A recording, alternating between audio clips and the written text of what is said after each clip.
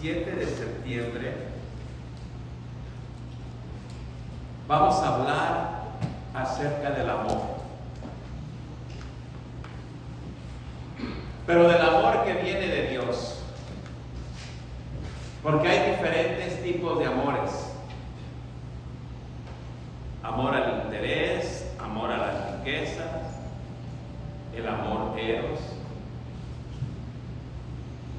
Pero esos amores son temporales,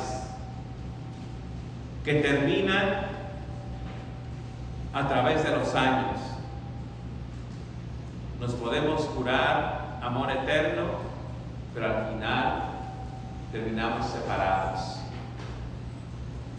Porque solo practicamos el amor terrenal. Y hoy vamos a hablar del amor verdadero, del amor que Dios nos tiene a cada uno de nosotros, pero que lo ignoramos. Lo ignoramos porque ni siquiera conocemos a Dios. Porque si conociéramos a Dios, entonces sabríamos que nos ama en todo momento. Nos pasa una tragedia y queremos culpar a Dios de nuestros errores. Pasa un accidente en la calle y decimos, ¿dónde está Dios que no cuidó? Más bien, ¿dónde estás tú que no criaste bien a tus hijos? Amén. Vamos a caminar juntos para poder entender el amor de Dios que no hemos entendido. Y tal vez después de esta predicación aún todavía no lo hayamos entendido, porque si no, entonces nuestra vida ya debía de haber sido transformada. Hoy se trata del Evangelio de San Juan, en el capítulo 3, verso 16, que la mayoría de la gente se lo sabe hasta de memoria, pero no lo practica ni lo entiende. Dice el verso 3, 16, pues Dios amó tanto al mundo, quiere decir a todas las personas, no a las cosas del mundo, que dio a su Hijo único para que todo aquel que cree en Él no muera. El que cree en Cristo no muere. El que cree en Cristo tiene promesa de vida eterna, sino que tenga vida eterna. ¿Y qué significa creer? Significa confiar al 100% en algo que no se ve, pero en este caso en alguien.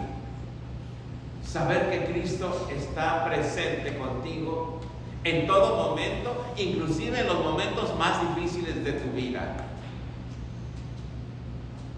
Porque Él nunca te abandona. Recuerda que Él vino porque Dios nos ama y que el amor de Dios es infinito, constante, permanente, inamovible, no variable y mucho menos un amor convenenciero. Porque el amor de Dios no es convenenciero, sino todo lo contrario. Él nos ama porque su esencia es amor. Inclusive, aunque a veces nos portamos mal y le echamos la culpa a Dios de nuestros errores, Él nos sigue amando. Pero tenemos que creer en el que Él envió. Si no crees, entonces no tienes la promesa de la vida eterna. Y creer es ponerlo en práctica. Es saber que día a día, segundo a segundo de tu vida, todo depende de Dios y emana de Dios. Por ende, tu vida debe ser una alabanza, una oración. Tu vida debe ser una entrega de obediencia, sirviéndole. Hoy recordamos una hermana que se llamó Hildegard. Murió en 1179. Fue una de las primeras mujeres que se interesó por componer alabanzas a Dios en un tiempo donde las mujeres eran relegadas, en un tiempo en que las mujeres no eran tomadas en cuenta cuenta, ella adoraba a Dios con su música que ella escribía y se entregaba en medio de un mundo disfuncional. Hemos de recordar que la ordenación de la mujer dentro de nuestra iglesia fue el siglo pasado apenas. Y creo que la primera fue una de China. No me acuerdo el nombre de la madre.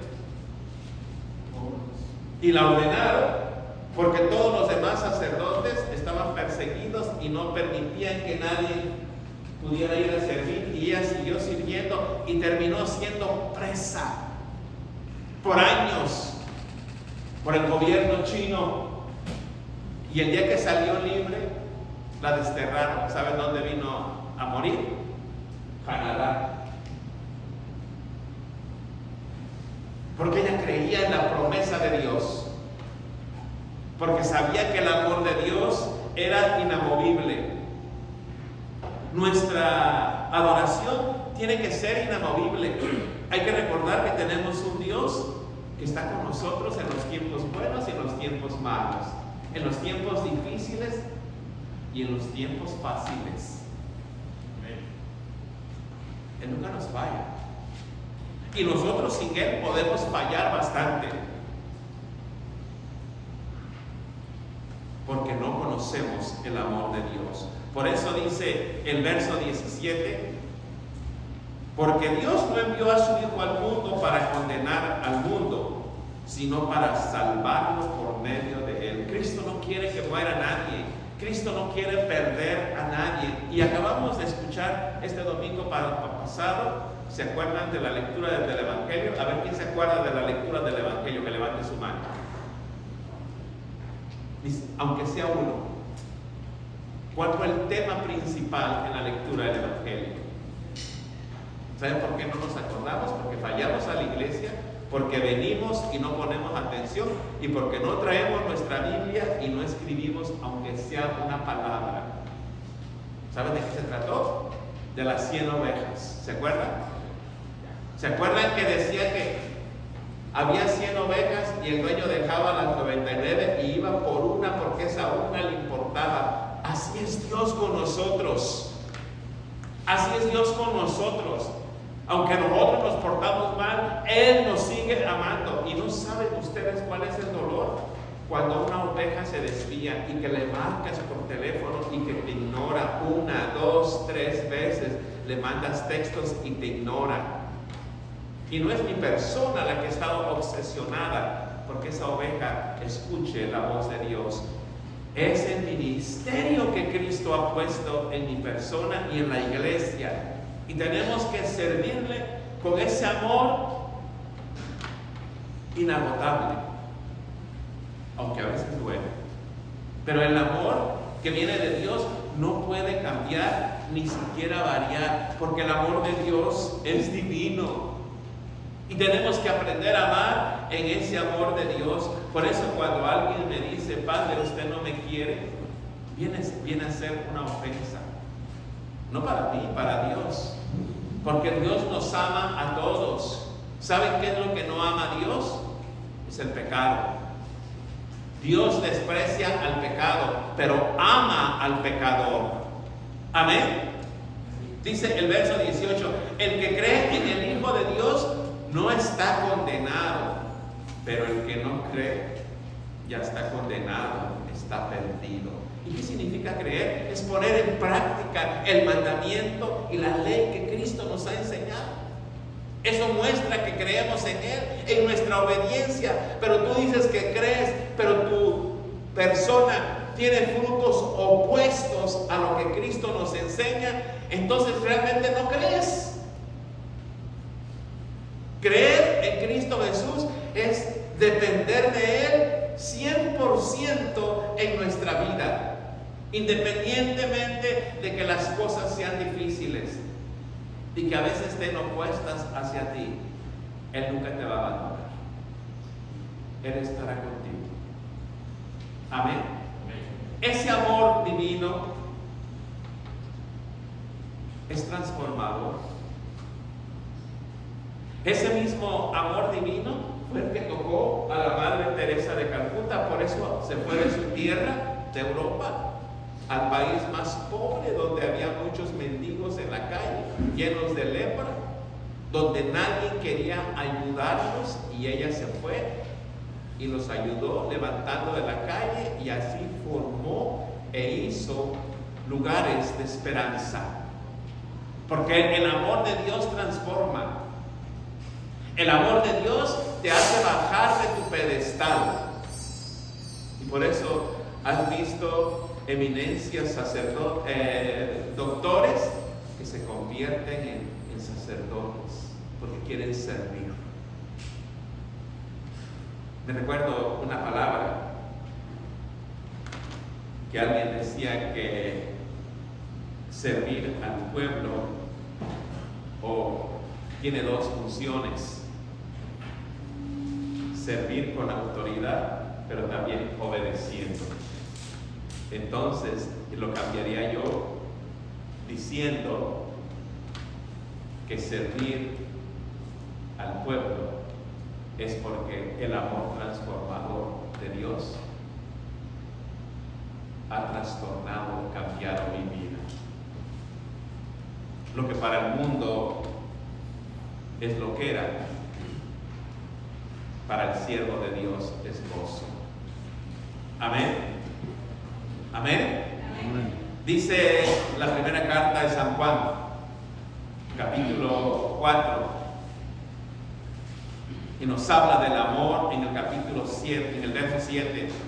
Queridos hermanos, dice el apóstol San Juan, debemos amarnos los unos a los otros, porque el amor viene de Dios. Todo el que ama es hijo de Dios y conoce a Dios. Por eso decimos que cuando amamos al prójimo y amamos en el amor que viene de Dios, es porque conocemos a Dios.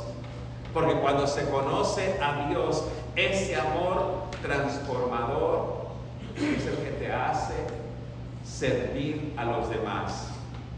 Así como el Señor Jesús se bajó a un nivel inferior al grado de ser esclavo, al grado de que fue a morir como un criminal que no lo era, pero tomó la posición de criminal por el amor a la humanidad. Dice el verso 8, el que no ama no ha conocido a Dios. ¿Qué chiste tiene que tú ames solo a tu mamá, a tu papá, a tu esposa, a tus hijos, y te desvivas? Ahora que viene la Navidad, te desvives con los regalos para tu papá, para tu mamá, para tus hijos, para todos, o para tus mejores amigos, solo para que quedes bien. Eso no tiene chiste. El amor verdadero es cuando se da sin interés a alguien que tú no conoces. Cuando alguien está pasando una tragedia y tiene una grave necesidad, el amor te haría que te quitaras los guaraches y se los dieras al que está descalzo, aunque tú caminaras a raíz. Ese es el amor transformador, el que hace que pongas tus espaldas para que no sufra la otra persona, así como lo hizo Jesús. En el verso 9 dice, Dios mostró su amor hacia nosotros al enviar a su Hijo único al mundo para que tengamos vida por Él.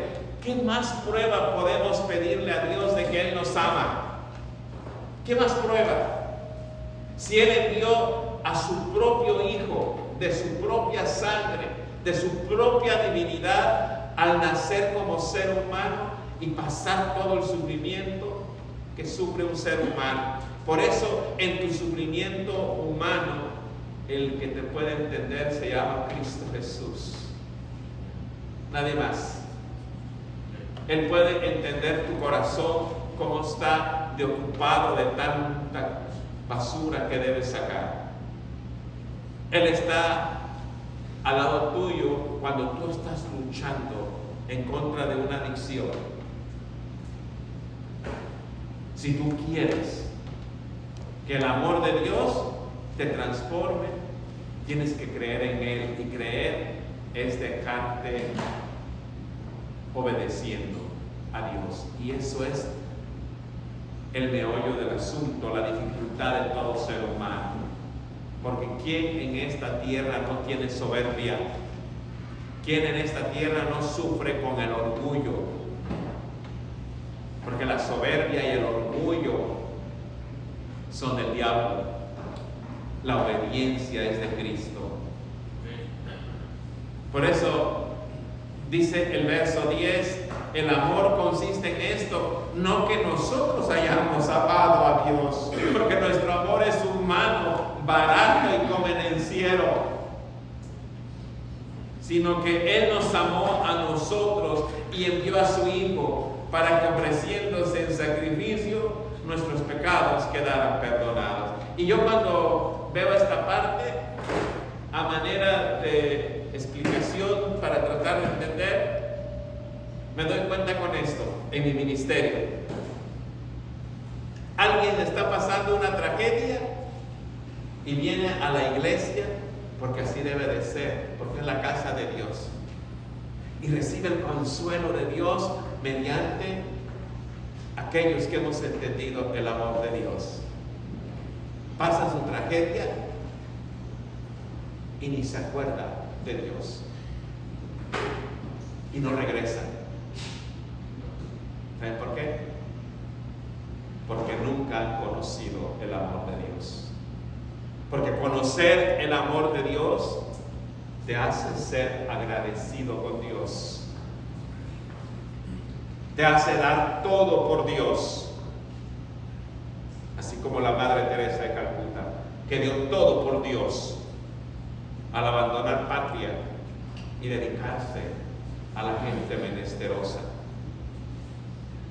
Es difícil para el hombre o para el ser humano bajarse de su pedestal y por amor serle obediente a Dios. Y solo lo podemos lograr cuando se tiene fe en Cristo Jesús. Alguien hace un rato me dijo, buen rato, usted no está pensando en su futuro, el día que sea abuelito, que no se pueda valer, ¿dónde van a estar sus hijos de la iglesia para que lo cuiden?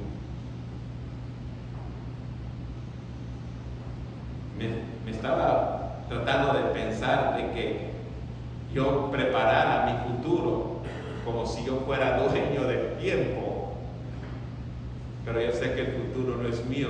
¿De quién es el futuro? De Dios, de Cristo Jesús.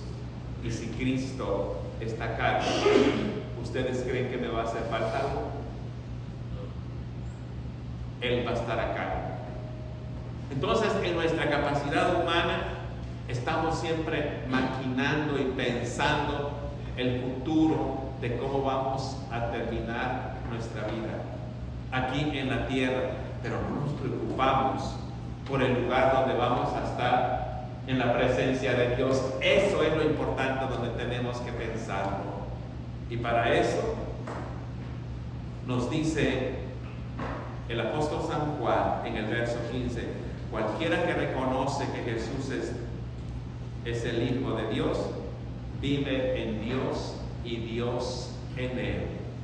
Si usted reconoce, si usted tiene fe en Cristo Jesús, vive usted en Dios y Dios vive en usted.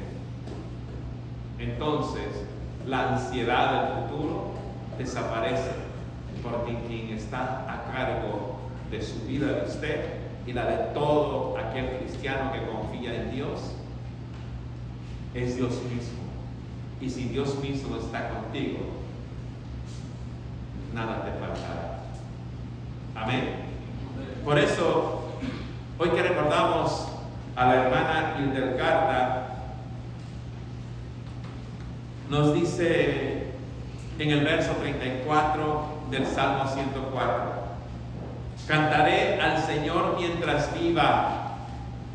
¿Qué significa cantar al Señor? Alabarlo, servirle, gozarnos. Había un padre en la iglesia de Christchurch, que no me acuerdo bien su apellido, Bojo o algo así, se puso tan enfermito que necesitaba de un tanque de oxígeno y se movía en silla de ruedas. Y así como estaba, pusieron una manguerita alrededor del altar para que él estuviera conectado al oxígeno y celebraban la Santa Misa. El Salmo este día nos dice que como verdaderos seguidores de Cristo debemos honrar y glorificar a Dios mientras vivimos, mientras que tenemos el último suspiro. Alabar a Dios mientras exista, dice. Esa es la determinación de todo cristiano. Si todos nosotros tuviéramos esa determinación, les he dicho hasta el cansancio, este templo sería demasiado pequeño. Tendríamos que construir otro más grande. Y esa es la meta. Ahora estamos construyendo el templo espiritual mediante la palabra de Dios, para que nosotros entendamos que en este tiempo que estamos vivos todavía, debemos aprender que nuestra vida debe ser una ofrenda para Dios. Y en esa ofrenda para Dios va incluido glorificarlo, servirlo, mientras vivamos. En el nombre de Cristo Jesús. Amén. Jesús, nombre de amor. No hay otra persona que nos pueda mostrar el amor que ya nos lo mostró. Póngase de pie y denle la gloria a Cristo Jesús. Número 51.